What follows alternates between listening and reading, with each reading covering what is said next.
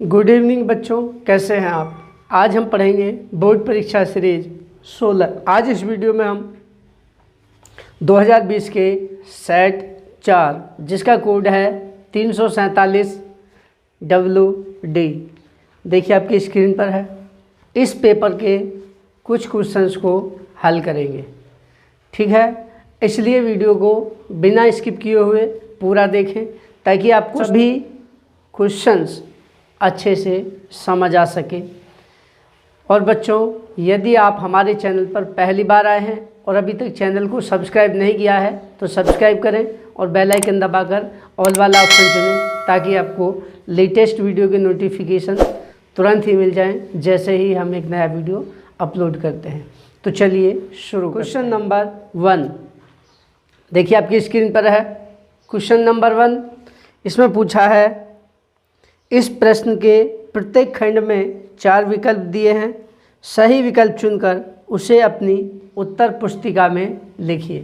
तो बच्चों, question number 1 आपका सही विकल्प चुनिए। सही विकल्प वाला क्वेश्चन है, 4 ऑप्शन हैं, उनमें से सही विकल्प चुनना है। तो देखिए, पहला का, किस कोटि की अभिक्रिया के लिए वेग और वेग स्थिरांक की इकाई समान होती है। किस कोटि की अभिक्रिया के लिए वेग और वेग नियतांक दोनों का मात्रक समान होता है। तो बच्चों, सबसे पहले हम देखते हैं वेग नियतांक का सूत्र क्या होता है। वेग का सूत्र होता है dx/dt बराबर k into active mass a की पावर n, जहाँ a कोई अभिकारक है और स्मॉल n है अभिक्रिया की कोटि। इसका मान और इसका मात्रक समान कब होगा? जब बच्चों इसका मान 1 आ जाए। 1 कब आएगा? एक्टिव मास a की पावर 0 हो जाएगी, तब उसका मान 1 होगा। तब dx/dt बराबर हो जाएगा k, यानी कि कोटि बराबर 0। तो सही विकल्प क्या हो जाएगा? 0 कोटि की अभिक्रिया। तो देखिए, पहला विकल्प आपका सही है, प्रथम कोटि गलत है, द्वितीय कोटि भी गलत है और तृतीय कोटि भी गलत है। खा देखिए, वाष्प दाब का अवनमन सबसे अधिक किसमें होता है। तो बच्चों, वाष्प दाब का अवनमन अणुसंख्यक गुणधर्म है, एक कॉलिगेटिव प्रॉपर्टी है जो कि अणुओं की संख्या पर या कणों की संख्या पर निर्भर करता है। इनमें से जिस विलयन में अधिक कण या आयन उत्पन्न होंगे उसी के वाष्प दाब में अवनमन सबसे अधिक होगा। तो देख लेते हैं, 0.1 m BaCl2 बेरियम क्लोराइड को देखेंगे बच्चों, तो ये आयनित होकर देता है Ba+++2Cl-। एक बेरियम आयन और 2 क्लोराइड आयन, टोटल कितने? 3 आयन। तो ये दे रहा है 3 आयन। इसमें देखते हैं ग्लूकोज। ग्लूकोज एक कार्बनिक अणु है जो आयनित नहीं होता है, केवल एक ही ग्लूकोज अणु देगा, तो इसमें हो गया 1। इसमें यूरिया भी एक कार्बनिक अणु है बच्चों, वो भी एक ही अणु देगा, लेकिन सांद्रता और अणुओं की संख्या या कणों की संख्या का गुणनफल हो जाएगा 2.2 गुणा 1 0.2। इसमें 0.1 गुणा 3 बने थे, एक बेरियम और 2 क्लोराइड, 0.1 गुणा 3, तो ये इसका मान हो जाता है टोटल परिणामी के कणों की संख्या और मोलरता का मान हो जाता है गुणनफल 0.3। इसमें 0.1, इसमें 0.2 और इसमें Na++Cl-। तो एक इसका और एक इसका। मोलरता और कणों की संख्या का जो गुणनफल हो गया, इनकी प्रभावी सांद्रण हो जाएगा बच्चों 0.1 गुणा 2 0.2। ये 0.2 है, ये भी 0.2 है, इसका मान 0.1 है और इसका मान 0.3 है। तो बच्चों, सबसे ज़्यादा मान मोलरता और अणुओं की संख्या, कणों की संख्या का गुणनफल सबसे ज़्यादा हो रहा है आपके 0.1 m बेरियम क्लोराइड के लिए। तो आपका सही विकल्प ये हो जाएगा। वाष्प दाब का अवनमन सबसे अधिक होगा 0.1 m BaCl2 में, क्योंकि वाष्प दाब का अवनमन एक अणुसंख्यक गुणधर्म है।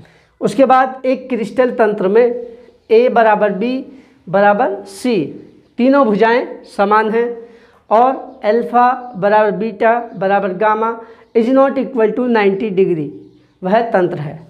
यानी कि तीनों भुजाएं तो समान हैं, लेकिन भुजाओं के बीच कोण है अल्फा बीटा गामा बराबर तो है, लेकिन कोई भी 90 डिग्री नहीं है। तो ये तंत्र कौन सा होता है? बच्चों जब हमने आपको 7 क्रिस्टल सिस्टम पढ़ाए थे तो उसमें बताया था, तो इन चारों विकल्पों को एक बार एनालाइज कर लेते हैं कौन सा इनमें से सही होगा। देखिए चतुष्कोणीय, चतुष्कोणीय का मतलब टेट्राहेड्रल। टेट्राहेड्रल में होते हैं बच्चों ए बराबर B but not equal to C. भुजा ए और बी बराबर होती हैं लेकिन तीसरी भुजा सी समान नहीं होती है। इसके अलावा अल्फा बीटा गामा तीनों ही बराबर होते हैं 90 डिग्री के। इसमें बराबर नहीं है 90 डिग्री, इसमें होते हैं सभी 90 डिग्री के। तो पहला विकल्प तो आपका गलत हो गया। दूसरा देखिए षटकोणीय, षटकोणीय हेक्सागोनल। षटकोणीय में ए बी बराबर होती हैं लेकिन तीसरी भुजा सी उनके बराबर नहीं होती है। ए बराबर B is not equal to C, इसके लिए ये होता है लेकिन आपको सी बराबर दे रखी है तो ये भी विकल्प नहीं होगा। इसके अलावा षटकोणीय में अल्फा और बीटा दोनों ही 90 डिग्री के होते हैं लेकिन गामा का मान 120 डिग्री होता है। ठीक है, इसमें तीनों नहीं है समान, गामा का मान अलग है, अल्फा बीटा बराबर है 90 डिग्री। तो आपका दूसरा ऑप्शन भी गलत हो गया। तीसरा है रोम्बोहेड्रल, जिसे कहते हैं त्रिसमनताक्ष, जिसमें तीनों भुजाएं A equal to B equal to C होती है लेकिन अल्फा बीटा और गामा तीनों ही कोण बराबर होते हैं लेकिन कोई भी 90 डिग्री के बराबर नहीं होता है। यही कंडीशन दी है। तो बच्चों आपका सही विकल्प हो गया इसका ये। चौथा है मोनोक्लिनिक एक नताक्ष। इसमें होता है बच्चों A is not equal to B is not equal to C, तीनों भुजाएं आपस में बराबर नहीं होती हैं और अल्फा बीटा गामा तीनों ही आपस में बराबर नहीं होते हैं, 90 डिग्री के बराबर नहीं होते हैं। तो यही आपका ऑप्शन है, ये भी आपका नहीं है। नेक्स्ट देखिए घ, किसी रासायनिक अभिक्रिया में उत्प्रेरक का प्रभाव परिवर्तित करना होता है। किसी रासायनिक अभिक्रिया में उत्प्रेरक क्या परिवर्तित करता है, इसका मतलब यह है बच्चों। ठीक है, उत्प्रेरक का प्रभाव क्या पड़ता है, क्या परिवर्तित करता है, क्या चेंज करता है। पहला है सक्रियण ऊर्जा। उत्प्रेरक किसी रासायनिक अभिक्रिया की सक्रियण ऊर्जा को घटा देता है, एक्टिवेशन एनर्जी को घटा देता है, जिससे अभिक्रिया तेजी से होने लगती है। दूसरा साम्य सांद्रण। उत्प्रेरक किसी भी रासायनिक अभिक्रिया के साम्य सांद्रण को प्रभावित नहीं करता है बल्कि उसे जल्दी स्थापित कर देता है, ये गलत है। अभिक्रिया ऊष्मा, अभिक्रिया ऊष्मा को भी उत्प्रेरक प्रभावित नहीं करता है, तो ये भी आपका गलत है। अंतिम ऊष्मा फाइनल हीट, ये भी नहीं परिवर्तित करता। तो यही है बच्चों आपका सही विकल्प। किसी रासायनिक अभिक्रिया में उत्प्रेरक का प्रभाव परिवर्तित करना होता है सक्रियण ऊर्जा को। नेक्स्ट है पांचवा, क्लोरोफॉर्म प्रकाश की उपस्थिति में ऑक्सीकृत होकर बनाता है। 4 विकल्प दिए हैं देखिए आपको। अब कौन सा सही है उसको देखने के लिए हमको रिएक्शन देखनी पड़ेगी सनलाइट की प्रेजेंस में क्लोरोफॉर्म की। CHCl3 प्लस O2, ये होती है जब सनलाइट की प्रेजेंस में बच्चों, तो ये बनाता है COCl2 प्लस HCl। बैलेंस करने के लिए 2 लेने पड़ेंगे इसके, 2 इसके बनेंगे और 2 ही इसके। ठीक है, सनलाइट की प्रेजेंस में क्लोरोफॉर्म ऑक्सीजन से क्रिया करके COCl2 विषैली गैस फॉस्फीन और HCl बनाता है। ठीक है, देखिए इनमें से कौन सा सही है। क्लोरोफॉर्म प्रकाश की उपस्थिति में ऑक्सीकृत होकर बनाता है कार्बन टेट्राक्लोराइड, CCl4 तो नहीं है इसमें, तो पहला ऑप्शन तो आपका गलत हो गया। दूसरा कार्बोनिल क्लोराइड, COCl2 जिसे हम फॉस्फीन गैस कहते हैं, फॉस्फीन नहीं है बच्चों, फॉस्फीन कहते हैं, उसी का नाम कार्बोनिल क्लोराइड भी होता है, तो यही आपका विकल्प सही हो गया। तीसरा देखते हैं डाइक्लोरोमेथेन CH2Cl2 तो नहीं बना है, तो ये भी गलत होगा। इसके बाद इनमें से कोई नहीं, ये भी गलत है क्योंकि ये सही है। इसके बाद नेक्स्ट है CH3 का होल थ्राइस N है 1। नंबर 1 प्राथमिक एमीन, द्वितीयक एमीन, तृतीयक एमीन में से कोई भी नहीं। कौन सी अमीन है, देखिए बच्चों अमीन कैसे इनको वर्गीकृत किया गया है। यह है अमोनिया NH3। अमोनिया के एक हाइड्रोजन परमाणु को एल्किल समूह के द्वारा विस्थापित करने पर जो बनती है उसको कहते हैं प्राथमिक एमीन, फर्स्ट डिग्री। 2 हाइड्रोजन परमाणुओं को, अमोनिया के 2 हाइड्रोजन परमाणु को 2 एल्किल समूहों द्वारा विस्थापित करने पर जो एमीन बनती है उसे कहते हैं द्वितीयक एमीन, यानी कि R2NH हो गया है। ठीक है, इसके बाद वह एमीन जो अमोनिया के तीनों हाइड्रोजन परमाणुओं को विस्थापित करने पर बनती है, उसे कहते हैं तृतीयक एमीन। R3 यानी कि R का होल थ्राइस N। देखिए बच्चों, इसी का CH3 का whole thrice trimethyl amine. तो ये है आपकी कौन सी? तृतीयक एमीन, थर्ड डिग्री एमीन, क्योंकि अमोनिया के तीनों हाइड्रोजन परमाणु मैथिल समूह के द्वारा रिप्लेस है। तो ये तो नहीं है, प्राथमिक नहीं है, द्वितीयक नहीं है, तृतीयक सही है। ये आपका ऑप्शन गलत। तो क्या है सही विकल्प? तृतीयक एमीन। क्वेश्चन नंबर 2 का एक कार्बनिक पदार्थ के जलीय विलयन जिसमें 3 ग्राम पदार्थ 50 ग्राम जल में घुला है का क्वथनांक 100.5 डिग्री सेल्सियस है। पदार्थ के अणुभार की गणना कीजिए। ब्रैकेट में दिया है बच्चों जल का Kb मोलल उन्नयन स्थिरांक बराबर 0.51 degree Celsius molal inverse. Molal उन्नयन स्थिरांक दिया है तो 1000 वाला फॉर्मूला बच्चों इसमें लगेगा। देखिए क्या क्या इसमें आंकड़े दिए हैं, क्वेश्चन को अच्छे से देख लीजिए। देखिए अब इसे हल करते हैं। स्मॉल W दे रखा है 3 ग्राम, कैपिटल W दे रखा है 50 ग्राम, और विलयन का क्वथनांक कैपिटल T दे रखा है बच्चों 100.51 डिग्री सेल्सियस, और एक दिया है आपको Kb मोलल उन्नयन स्थिरांक बराबर 0.51 degree Celsius into molal inverse.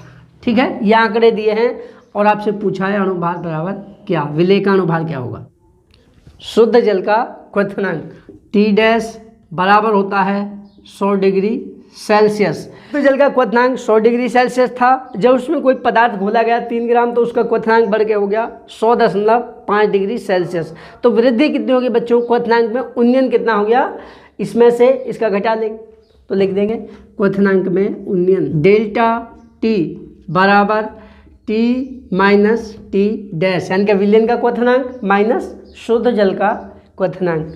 ये हो जाएगा 100.51 माइनस 100 बराबर 0.51 डिग्री सेल्सियस। डेल्टा T का मान आ गया हमारे। क्वथनांक में उन्नयन का सूत्र होता है डेल्टा T बराबर होता है 1000 गुणा Kb गुणा स्मॉल w बटे स्मॉल m गुणा कैपिटल W। हमसे पूछा है स्मॉल m, तो m को इधर ले आएंगे तो हो जाएगा, और m बराबर 1000 गुणा Kb गुणा स्मॉल w बटे डेल्टा T गुणा कैपिटल W। मान रख देंगे 1000 गुणा Kb का मान 0.51 गुणा स्मॉल w का मान 3 बटे डेल्टा T का मान निकाला है 0.51 गुणा कैपिटल W का मान 50। 0.51 से 0.51 कट जाएगा, 50 से 1000 काट लेंगे, 1 0 से 1 0, 5 दूनी 10 यानी कि 20 बार, और 20 दिया 60। m बराबर ये हो गया बच्चों, यही हो गया आपका आंसर। तो पदार्थ का अणुभार कितना हो गया? 60। क्वेश्चन नंबर 2 का ख देखिए स्क्रीन पर, इसमें पूछा है NaCl, HCl तथा CH3COONA सोडियम एसीटेट के लिए सीमांत मोलर चालकता लैम्डा m 0 कंसंट्रेशन पर मोलर चालकता लैम्डा 0 m क्रमशः 126.4 S का मतलब ohm inverse centimetre square mole inverse, 425.9 ohm inverse centimetre square into mole inverse एवं 91.0 ohm inverse centimetre square mole inverse है। एसिटिक अम्ल CH3COOH के लिए लैम्डा 0 m की गणना कीजिए। 0 सांद्रता पर एसिटिक अम्ल की मोलर चालकता की गणना कीजिए। अब इसे हल करते हैं। ये इस तरह से आयनित होगा Na प्लस Cl माइनस, ये इस तरह से आयनित होगा H plus plus Cl minus, इस तरह से आयनित होगा CH3 COO minus plus Na plus, यानी कि एसीटेट आयन और सोडियम आयन। आपसे पूछा है लैम्डा 0 यानी कि 0 कंसंट्रेशन पर एसिटिक अम्ल की मोलर चालकता lambda 0m acetic acid polar राशि के नियम से, उसके नियम से होता है इसकी तुल्यांकी चालकता 0 सांद्रता पर लैम्डा 0m NaCl बराबर 0 सांद्रता पर मोलर चालकताओं के योग के बराबर, यानी कि Na plus plus lambda 0m into Cl minus. लेकिन बच्चों क्वेश्चन में आपको दिया है इसका कुछ मान, देखिए उसे भी साथ साथ लिख लेते हैं। उसका मान दिया है NaCl HCl और सोडियम एसिटेट की सीमांत मोलर चालकता लैम्डा 0m के मान क्रमशः, देखिए क्वेश्चन एक बार और रिपीट कर रहे हैं, ऊपर देख लीजिए। इसका मान दिया है 126.4 S का मतलब है ohm inverse centimetre square into mole inverse. इसे मान लेंगे इक्वेशन फर्स्ट। कोलरास के नियम से इसके लिए हो जाएगा बच्चों लैम्डा 0m यानी कि 0 सांद्रता पर मोलर चालकता किसकी, HCl की, ये हो जाएगा बच्चों बराबर 0 सांद्रता पर H प्लस की मोलर चालकता प्लस 0 सांद्रता पर Cl माइनस की मोलर चालकता। लैम्डा m HCl का मान दिया है 425.9 S centimetre square into mole inverse. Equation मान लेंगे इसे सेकंड। इसी प्रकार इसके लिए कोलरास के नियम से हो जाएगा lambda 0m CH3 COO Na बराबर होगा lambda 0m CH3 COO minus plus lambda m 0m यानी कि 0 सांद्रता पर मोलर चालकता किसकी, सोडियम प्लस आयन की। और इसका मान दे रखा है बच्चों question 91.0 centimetre square into mole inverse. ये हो जाएगी बच्चों इक्वेशन नंबर 3। पूछा है बच्चों लैम्डा m 0 एसिटिक अम्ल CH3 COOH यानी कि 0 सांद्रता पर एसिटिक अम्ल की मोलर चालकता का मान क्या होगा, CH3 COOH, ये होगा इस तरह से आयनित CH3 COO minus plus H plus, यानी कि lambda 0 degree m into acetic acid lambda 0m acetate ion plus lambda m0 H plus. इसको इक्वेशन 4 मान ले रहे हैं। ये मान निकालना है इसका, यही पूछा है। इसके लिए बच्चों हमें इसकी और इसकी इन दोनों आयनों का योग आवश्यक है। फर्स्ट सेकंड और थर्ड में हमको राइट साइड में दाईं ओर बच्चों क्या लाना है, दाईं ओर लेके आना है एसिटेट प्लस H प्लस। समीकरण 2 व 3 को जोड़कर उसमें से समीकरण 1 को घटाने पर बच्चों क्या बनेगी रिएक्शन, दाईं ओर का दाईं ओर जोड़ेंगे का बाईं ओर। तो समीकरण 2 और 3 को जोड़ लें। पहले समीकरण 2 है ये वाली, ये मान अभी नहीं रखेंगे, मान बाद में रखेंगे, ठीक है। प्लस लैम्डा 0m, समीकरण 3 है सोडियम एसिटेट CH3 COONA। इसके बाद माइनस इसमें से क्या घटाना, समीकरण फर्स्ट लैम्डा m NaCl। अब दाईं ओर के lambda degree m H plus plus lambda degree m Cl minus plus lambda degree m acetate ion plus lambda m degree Na plus minus lambda m degree Na+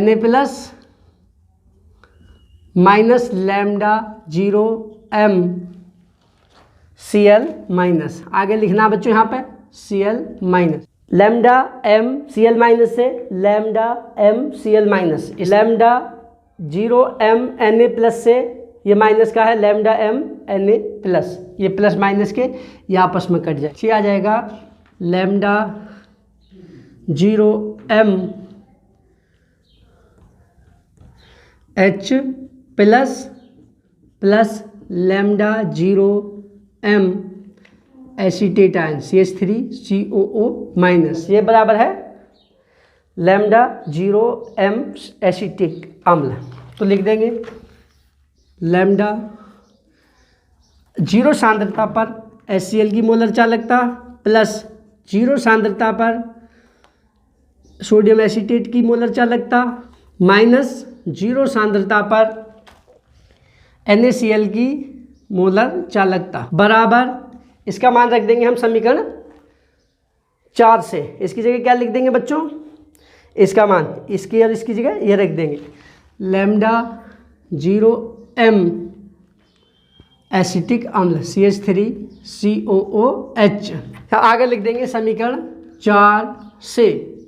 अब इसके बाद लिख देंगे समीकरण 1, 2 और 3 से मान रखने पर जो मान रखेंगे ये वाली वैल्यू जो दी हुई थी आंकिक मान। तो देखिए अब इसके मान रखते हैं। लैम्डा MHCl का मान है 125.9 प्लस, तो इसका मान कितने के बराबर है 91 के, प्लस 91.0। उसके बाद माइनस करना है बच्चों किसका, लैम्डा m NaCl बराबर कितने के है 126.4 के बराबर, किसके बराबर बच्चों है लैम्डा m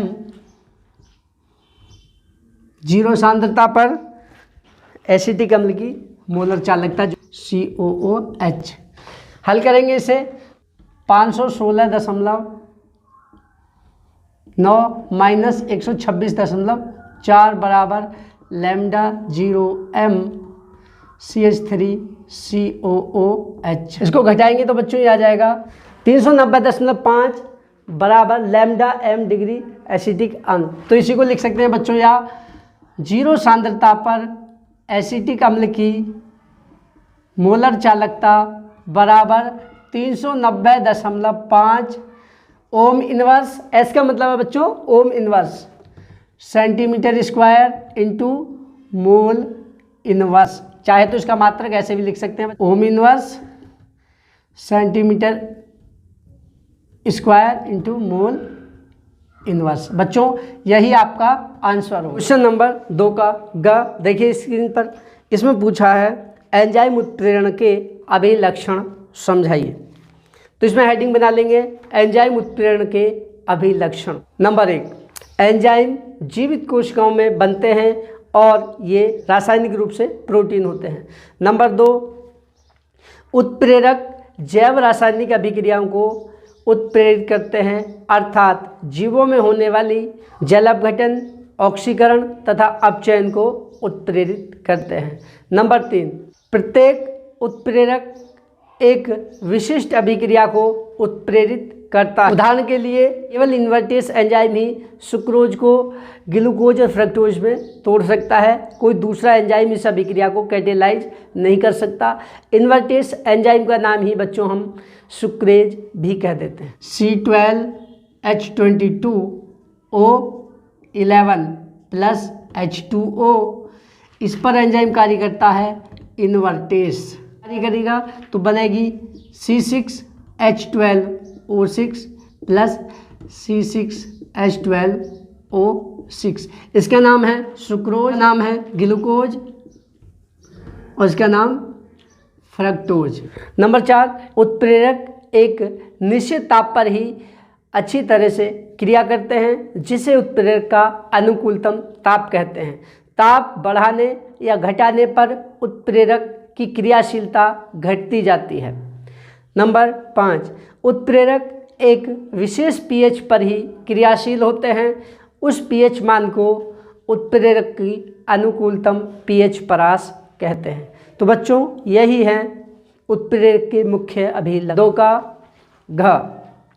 इसमें पूछा है उत्कृष्ट गैस हीलियम के 4 महत्वपूर्ण उपयोग लिखिए। क्वेश्चन देख लीजिए। हीलियम के मुख्य उपयोग। नंबर 1, वायुयानों के टायरों में भरने में हीलियम का उपयोग किया जाता है। नंबर 2, गोताखोरों द्वारा हीलियम और ऑक्सीजन का मिश्रण श्वसन के लिए प्रयुक्त किया जाता है।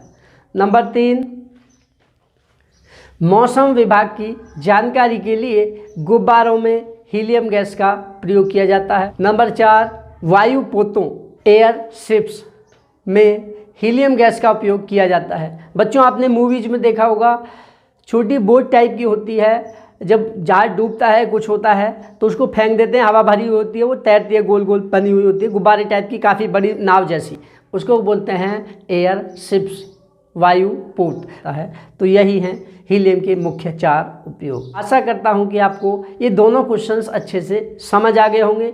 यदि कोई टॉपिक या कोई क्वेश्चन आपको समझ नहीं आया है तो कमेंट करके अपना रेस्पॉन्स अवश्य दें, और यदि समझ आ गई है तो वीडियो को लाइक करें और अपने दोस्तों के साथ शेयर अवश्य करें। तो आज के लिए इतना ही पर्याप्त है। कल फिर एक नई वीडियो के साथ मिलते हैं, तब तक के लिए थैंक यू।